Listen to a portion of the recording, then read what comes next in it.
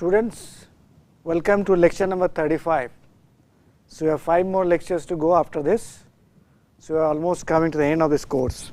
So, what we are going to do in this lecture is something new as a part of advanced deep learning.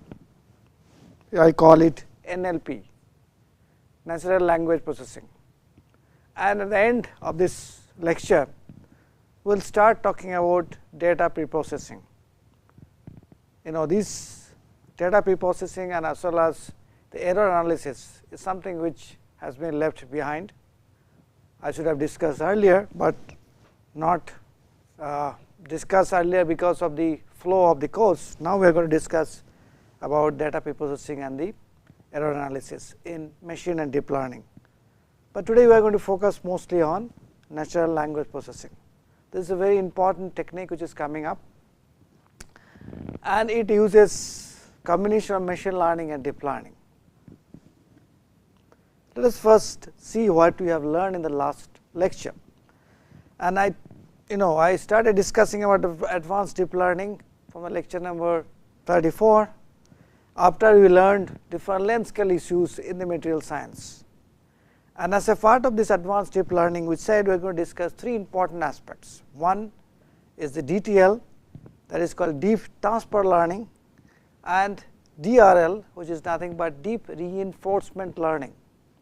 And the last one which I am discussing today is NLP, that is the natural language processing. And this is in a nutshell. I try to put things together for you, what all different deep learning models I have discussed. I categorize into 2 parts, deep learning models and advanced deep learning models. As a part of deep learning models, there are many models available, and it is not possible to discuss all of them in the time frame we have. Secondly, all of them may not be useful for material science. So, why do we discuss about them? Few important ones are artificial neural network, which is the very important basic part of any deep learning network, followed by CNN, or what is called a conv-net, RNN, what is known as a recurrent neural network, autoencoders, and deep belief network. We talked about a little bit about some other things, but that is not in a detailed manner.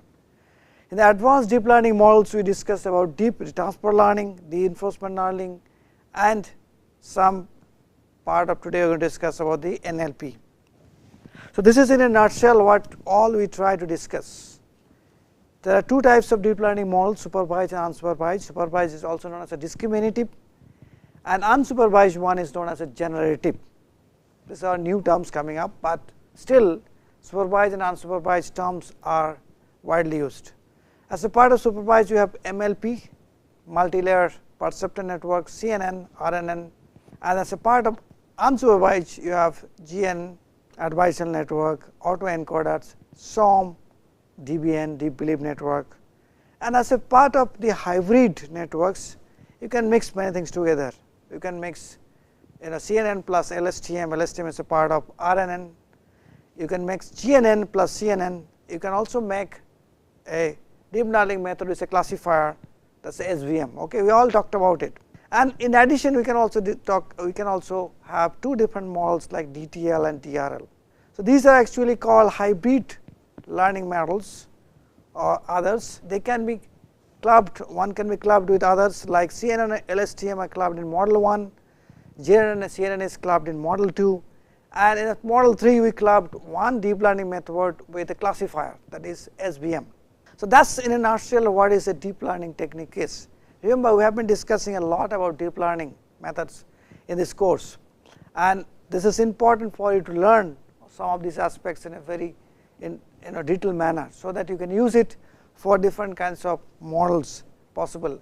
And the TAs in the course I have been discussing about these models, application of these models during their sessions to you. Please do attend these sessions which are scheduled. I find that attendance for this kind of the interaction sessions are much less than what we can expect from such a large course, but it is very useful for you, so that in these sessions you can learn how to utilize these techniques or algorithms for different kinds of applications in material science or engineering. What we talked about is this, why we need advanced DL. Well, this does not require much much things to talk about it, but supervised learning models, or let us talk about unsupervised learning models first. They are adaptable. They have a capacity to learn from both level and unlabeled data. On the other hand, supervised learning models, they are unable to learn from unlabeled data, but they sometimes outperform many of these unsupervised learning or generative models learnings. Okay. So, although but we have a lot of unlabeled data in material science. So, that is called image, we call about different kind of text which we talk today. There are a lot of unlabeled data available. What to do with them? So, we can actually make a framework for training both the deep supervised learning and unsupervised learning models together, and simultaneously we can enjoy the benefits of both. That is the motivation of having advanced deep learning models, and they are called hybrid models because they are bridged together two models. They typically consist of multiple deep learning models. The basic model will be either supervised or unsupervised, and what you need to do is to integrate these different models. Please look at this paper by Iqbal Sarkar. This is very nice, interesting publication where many things are talked about it nicely.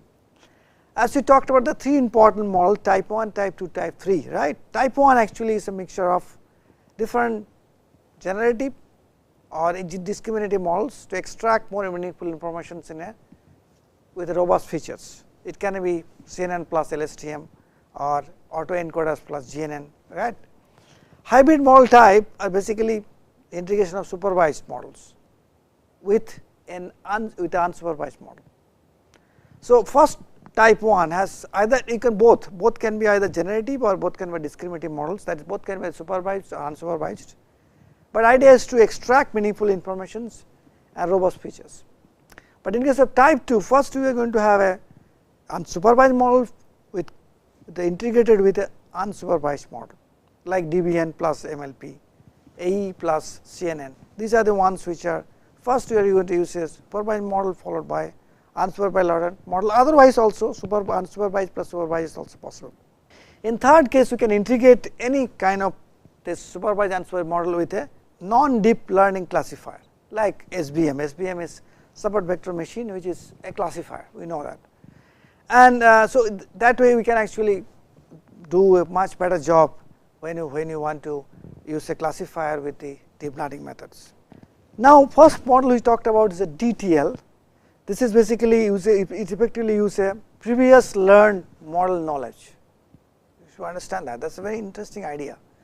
We can use a previous learned knowledge to solve a new task with minimum training or fine tuning.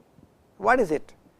Basically, deep learning takes a lot of data, that it requires a lot of training data, and many of the problems like in material science or engineering also, the problems which you deal with, discovery of new material, design of new materials, you may not have sufficient amount of data available and you cannot generate data also. So, what do?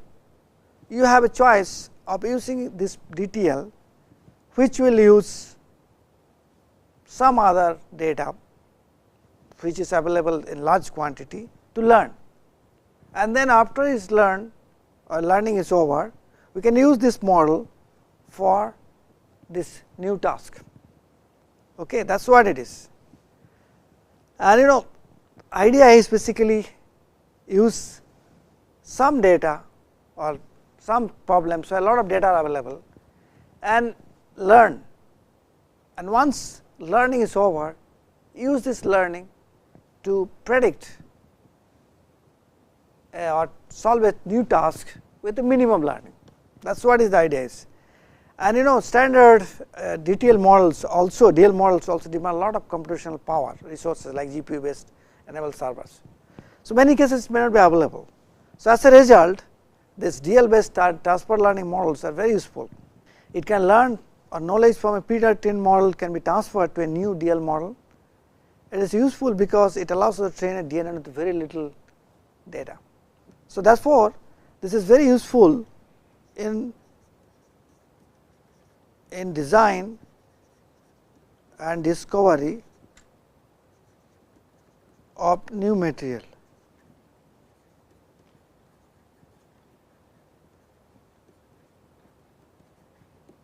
Where data are scanty. So, let us talk about a detailed manner. So, we have a data set D1, that is one which is called large data sets, and that is what is the source domain. So, first using these large data sets, the model will be trained. By training it will learn, that is what is called a pre-trained model. So, once learned from the pre-trained model, a lot of knowledge will be gained, accrued, and this knowledge will be then transferred to the data set 2 when it is going to do a task. So, data set 2 is called as a new task, that is what is the target domain, and any knowledge gained from the data set 1 will be used to perform the task for the data set 2. That is what it is. So, there are two steps here, one is called pre-training step, other is the fine tuning step, and the model is trained on a target task, remember that.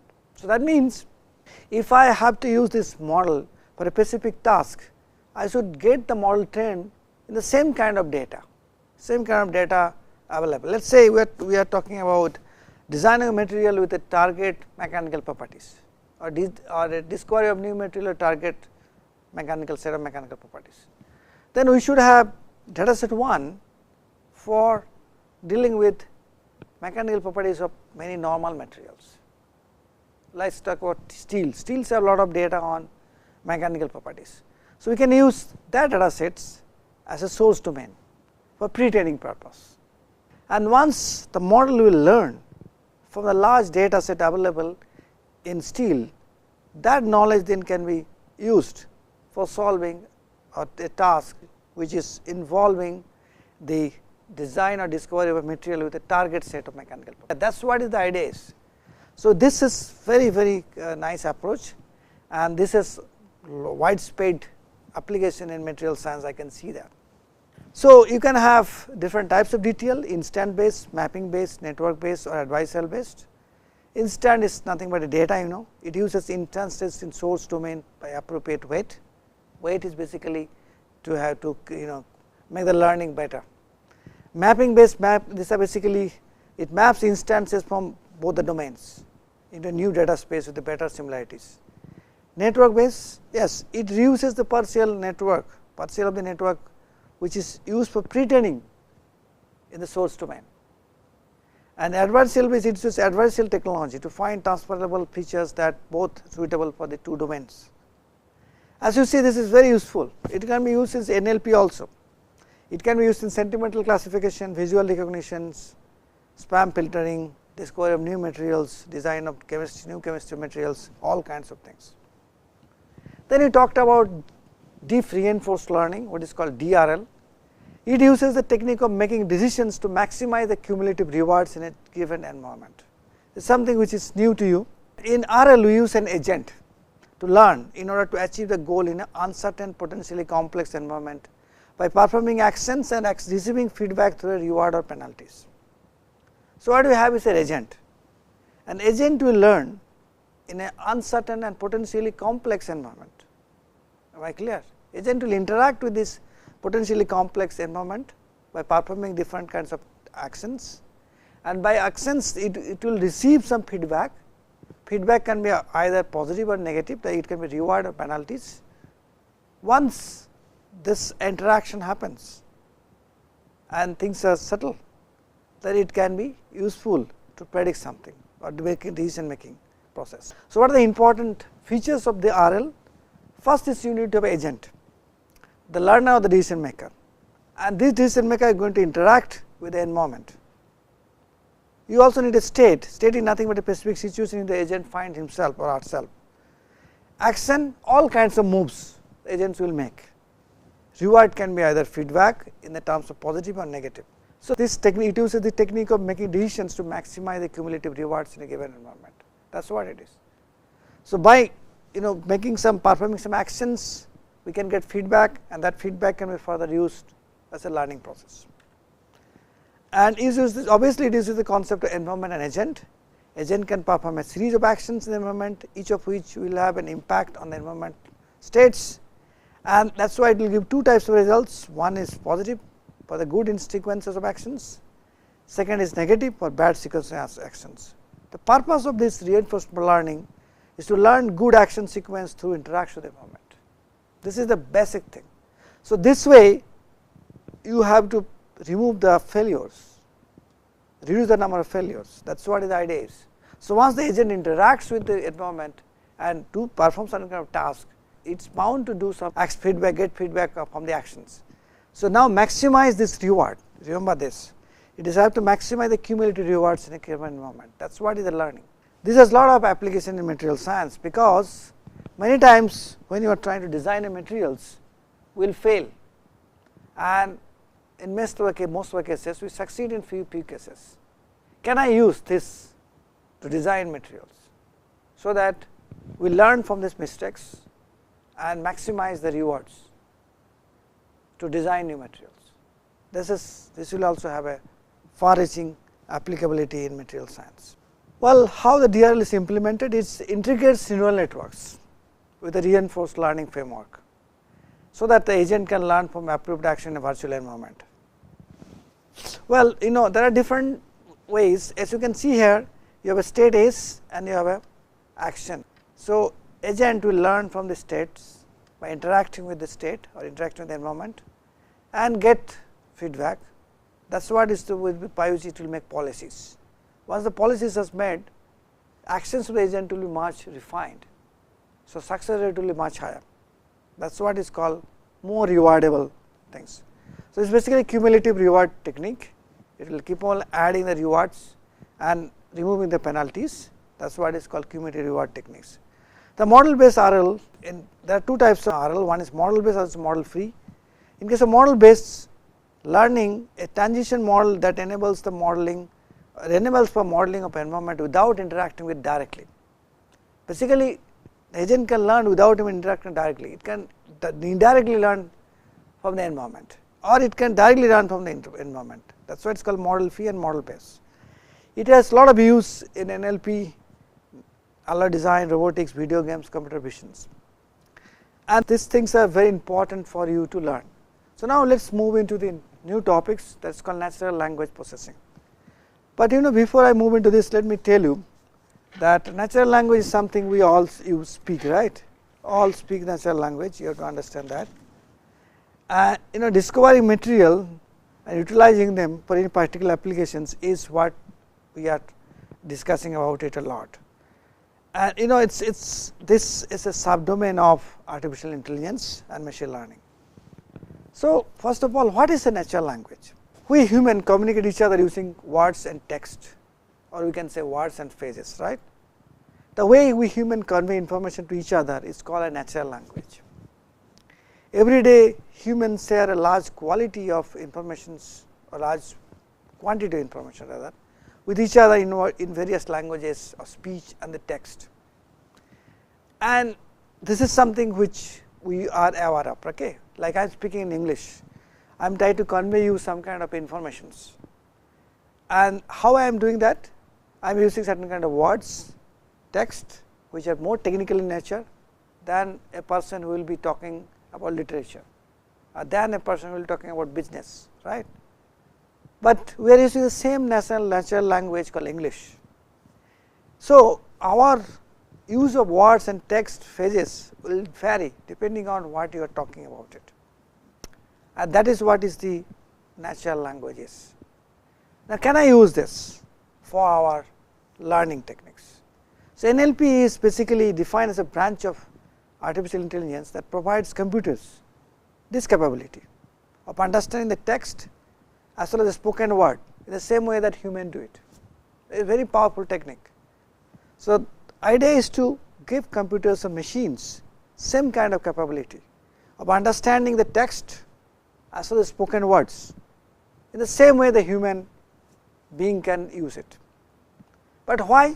What is the use of it? It incorporates the machine learning or deep learning models, statistics into a computational linguistics. That is what is the idea. Now, this computational linguistics is a new field. So, obviously, this one has to be rule based. That means, it is a rule based model of human language. So, the computer can understand the text, words, phrases. Not only that, it can also understand intent, sentiments also, whether sorrow, happiness, everything it can understand. That is the idea. And let me tell you that this, we have researchers across the whole world they write a lot of publications, they file patents, they write technical reports, they generate table, they generate plots, and that means huge amount of data are available in terms of these kind of things, publication, patents, technical reports and many others. Can I extract information from there and generate a library of information? That is the idea, because finally what is important is the information. Why? Because you know there is a new branch called material informatics, and this branch we deal with only material information. So, when you deal with information, first thing is coming to mind is to access of information. How can I get information available to me from different kind of sources? Once I have information, then I can play with it, I can do a lot of things with it, but getting information is what NLP can help. This can use this text, phases, data, plots, all kinds of things available in the literature. Nowadays everything is published online. We can use it and allow the computers to learn from this text, spoken words. Not only it can understand also intents and sentiment. That is the main basic purpose of the NLP. And let me also tell you a few more things which I was reading about it for the last 2 weeks or so to understand this subject. Okay. So, first and foremost thing is you have to understand is that data always has a fundamental importance. As you know, we are in an age of data science. Everybody talks about data science, data use, data processing. So, data has been a fundamental ingredient in any kinds of realizing the any kinds of things, whether it is a accelerated material discovery, design of new materials, discover new materials, everything requires data. And the increasing ubiquity of data science methods based on basically improved computing powers and algorithm development is driving the significant opportunity and interest in different kinds of domains. When such data are assembled in a form which is readily can be used or consumed, mined even using data science tools, it can be coupled with domain experts. There is a tremendous potential for material discovery. Built upon these findings, we can actually rapidly enter into a new field, that is what is called material informatics. So, if you look at other domains like physicists, chemists, they are into this material informatics or data from long back, and they have been working on this for long times. Okay. So, like physicists especially, they have long understood the value of these curating data in a way that can be useful or that can be comprehended by computer logically. This is particularly true in the domain of various kinds of physics field like high energy physics or astrophysics, where data emanate from very rare and specified study. Those are very important data, they need to be curated. Let us say talking about large colloidal, large Hadron collider at the CERN, it generates a lot of data about particle phases, and this kind of data needs to be curated, this kind of data need to be put in a proper framework so that everybody can use it. On the other hand, material scientists, unlike the other fields, material scientists actually lack sufficient initiative to make this data curated, centrally available for everybody. Not only because the data are diverse, but also because of the data arise from many independent scientists or laboratory sources. Okay. So, this is something which you have to understand that. That is why we are a slow learner, I always talk about it, but we need to generate a lot of data. So, we will come back to it, this particular applications in the later part of the lecture. Now, let us see how this NLP works. NLP combines field of linguistics and the computer science to decipher the language structure and guidelines, also to make models which can comprehend, break down separate significant details from the text and the speech. Very difficult sentence, right? First of all, it has to combine linguistics, because any language has a grammar, has a structure, syntax, that is all called linguistics. Linguistics also contains many things else, but that is in a nutshell, for 11 points which is called linguistics. So, this linguistic computers or machine needs to learn to decipher the language structure, guideline, also to make models. It has to make model finally, which can comprehend the sentences, break down it, and also create separate significant details from it. Not only sentences which are written, but also sentences which are spoken. Right now I am speaking in front of you.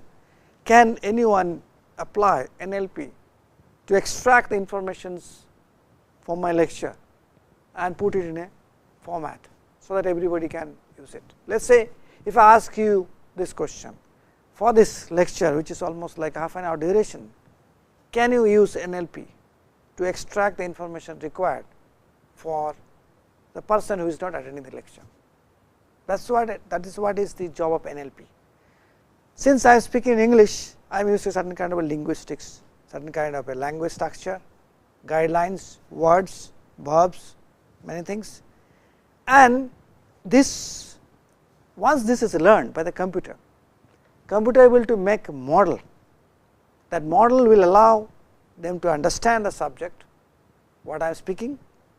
It can also allow them to break down the sentences and separate significant details from these sentences.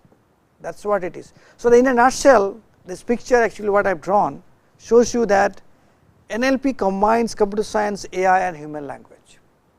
So, this itself is a big subject, and sometime later on when I am going to make another course on material informatics, where I will talk about NLP in a much detailed manner.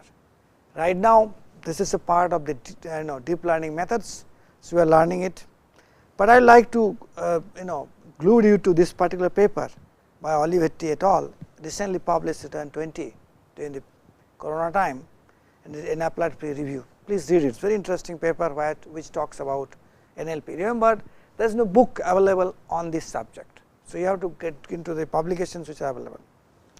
Well, what are the things, what are the different phases of NLP? When you are talking about NLP, are different phases. First is lexical analysis, which all these things we will discuss separately. It is lexical analysis or morphological processing, and this will be followed by syntactic analysis, then semantic analysis, discourse integrations and pragmatic analysis. Well, everything seems to be analysis, okay. That is what NLP does. So, morphology means what? How the sentence looks like.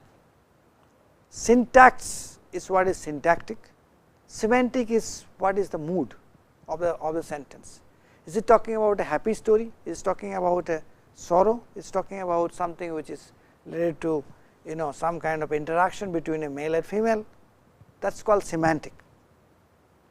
Discourse integrations, in how these informations are integrated, and finally pragmatic analysis, how these pragmatic things are done. Well, let us talk about little bit on this, then we will go to the next part.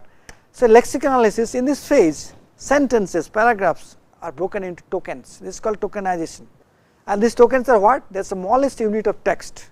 What kind of small units? It can scan the entire source text and divide into meaningful lexemes. That is what is called lexical analysis. So, basically we create a lot of tokens. We divide the sentence into different small parts or units of the text, so that the computer can scan the text very easily and divide into meaningful lexemes. That is the idea. That is what is called lexical. This is the first step one has to do, right? And then once you have done that, you have to do syntactic analysis, what is called parsing. Sentence is checked whether it is well formed or not. Whether sentence is, you can write a sentence, I am at home. Is it a well formed sentence? Answer is no, right? So, you can always change the sentence and define. You can say, I am staying at home, I am doing some work at home, right? That makes more sense. So, that is what this phase does. The word arrangement is studied in this segment, and a syntactic relationship is found between them. So, therefore, it has to be checked for word arrangements and the grammar both. So, let us stop here, we will come back to different kinds of stages in the next part of the lecture and discuss with you how it can be used.